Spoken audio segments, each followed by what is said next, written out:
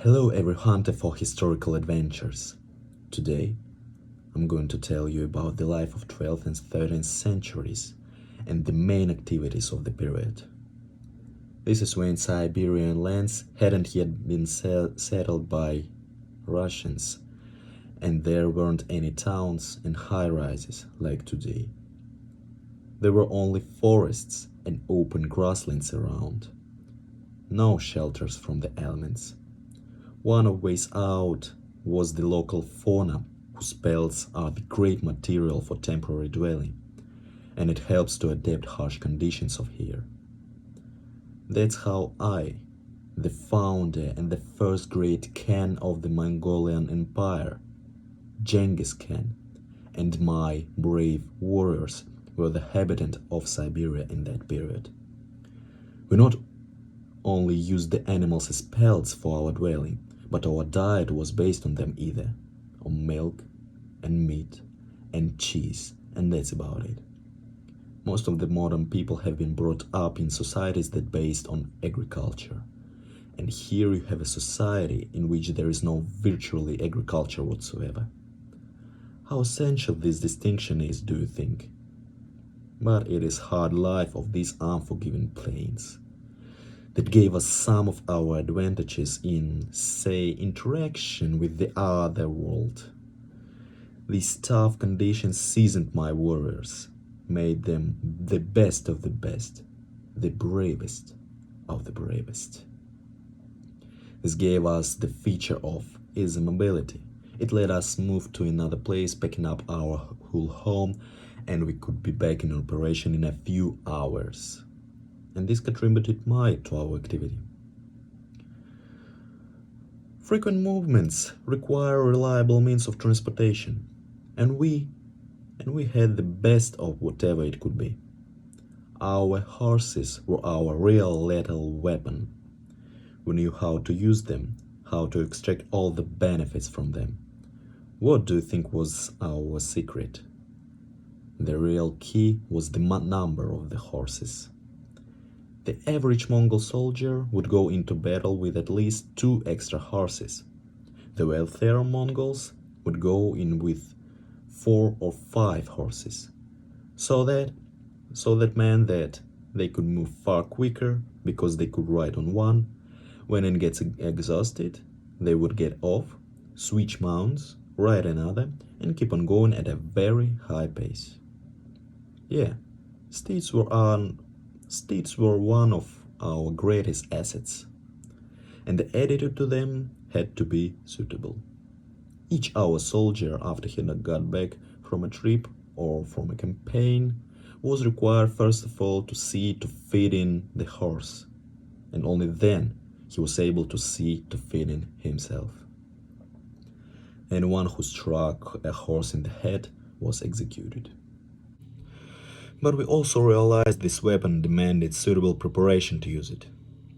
The Mongols were trained to ride a horse since childhood. Our soldiers, when on campaign, could eat in the saddle, sleep in the saddle, do what their bodily functions required them do from the saddle, and stay the course as a warrior until the job was done. We combined equestrianism with another great skill, archery. We carried composite bows, crafted laminated wood and horn, and had a skill honed by years of hunting on the steppe. Either it helped us exercise in teamwork and responsibility. Our main hunts were group hunts that were organized as a kind of campaign against the animals. We formed a big circle that covered an area, sometimes 20, sometimes 35, and sometimes 100 kilometers wide. And each person was responsible for their sector to make sure that no animals escaped from that sector. Then they made a big circle and they would gradually draw it tighter until all the game was inside a small corral.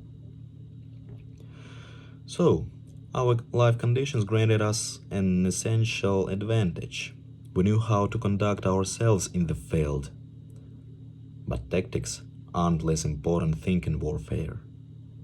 I paid a great deal of attention to tactics because if even the most skillful warriors aren't organized and move in chaos on a battlefield, they are to be defeated anyway. My army was organized on the decimal system. The smallest unit was 10, went up to 100, 1,000, and its largest units were 10,000. All of this worked in a coordinated fashion. Consequently, while being on campaign, I could use it extremely effectively. And my strategy had the intention to create confusion. When my troops skirmished with an enemy, after some time they appeared to be overwhelmed and withdrew, seemingly in defeat. Our task was to make an opponent chase us for several days until they got exhausted. And then we turned and attacked. I think the name Feigned Retreat is quite exact for this strategy. And it had never failed. My army had never lost a battle. That's why my assaults have been started till your days. For instance, Erwin Rommel, the leader of the German forces in North Africa, the Africa Corps, was a very strong student of my battle tactics.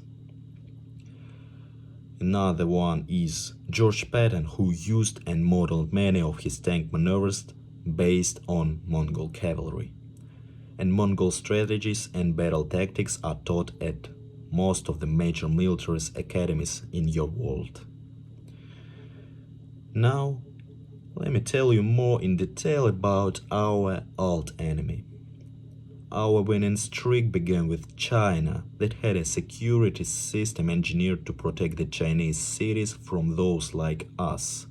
The Great Wall of China. Ha! That was the victory I'm most proud of. And that promoted the uplifting of our spirit in the next battles. But let it be more in detail.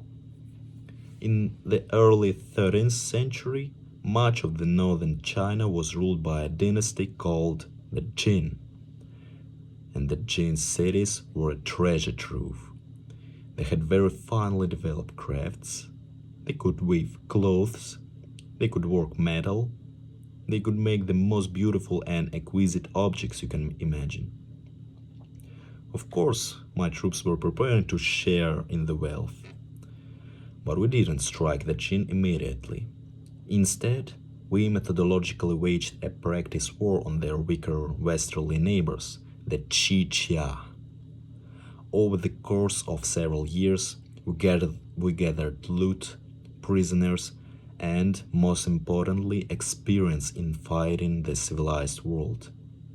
By 1211, the Mongols were ready to take on the Jin, and the war lasted 23 years, ending up in our conquering of the Jin lands. Don't you think I'm so greedy? It was a personal vendetta. The Jin had long been pitting the steppe tribes against each other, and in the process had brutally murdered a few of my ancestors. The Jin armies were little match for our cavalry in the field, and I could easily take retribution. That is how it was in 13th century. You may consider me a terrorist. Probably it's true, but in such wild conditions, the strongest survives. Maybe you have ever heard, eat, or you will be eaten.